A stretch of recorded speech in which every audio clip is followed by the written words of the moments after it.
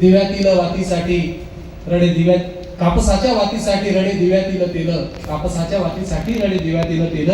तर हे जे जगणं आहे, शेतकऱ्या जगणं आहे, अतिशय प्रखरपणे आणि इतक्या आलवारपणे मांडण्याचं काम संविधान करतात.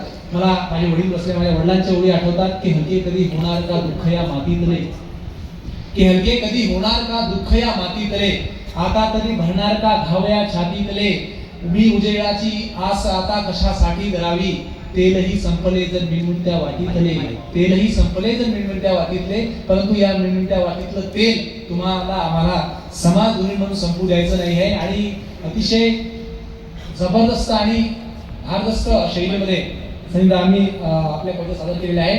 मी आपल्याला सांगू इच्छितो की ह्या नुसत्या कविता नाही आहे, हे यांनी जगणं मांडलेलं आहे.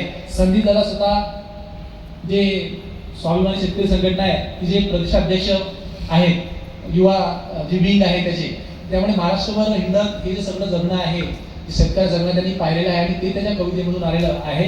मी खरोखर दादाशी मनापासून आभार मानतो की आपली इतक्या सुंदर कविता आणि त्यांनी पूर्वीच्या कविता अनेक ऐकवल्या. पण आपल्याला मी अजून एक ग्वाही देऊ इच्छितो की ते कॉलेजला प्राध्यापक आहेत, त्यामुळे अनेक त्यांच्या प्रेम कविता सुद्धा सोशल मीडियावर फार ट्रेंड होतात. तर दुसऱ्या राऊंडमध्ये त्या सुद्धा आपल्याला ऐकायच्या, त्या सुद्धा कोणी ऐकल्याशिवाय जाऊ नये. कारण काय माहिती आहे काय, जेवढ्या चांगल्या ह्या कविता आहेत, कवी असं असतो की त्याचं एज कुठलं असो, तो कुठल्या मंचावर उभा असो, कुठल्या स्तरावर असो, त्याचं मन हिरवं असतं. त्या मनामध्ये प्रेम नावाचा सुंदर कोपरा जो असतो तो नेहमीच तो अंकुर असतो तो, आणि तो हिरवाच असतो. एक ज्येष्ठ कवी माझे कवी मित्र वरणकर सर, आज त्यांनाही बोलवायचं होतं, त्यांनी मला एकदा फोन लावला, म्हणे गोपाल फक्त तुलाच कविता लिहिता येतात का म्हणे, मी सुद्धा प्रेम कविता लिहू शकतो म्हणे.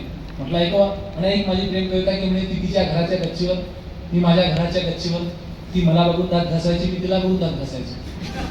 म्हणजे ती तिच्या घराच्या गच्चीवर, माझ्या घराच्या गच्चीवर, मी ती मला बघून दात घासायची, मी तिला बघून दात घासायचो. वर्षानुवर्षे असंच चालत राहिलं, असंच चालत राहिलं, असंच चालत राहिलं. आज तिलाही दात नाहीत आणि मलाही दात नाही. त्यामुळे कवी या स्तरापर्यंत प्रेम करू शकतो, प्रेम कविता लिहू शकतो.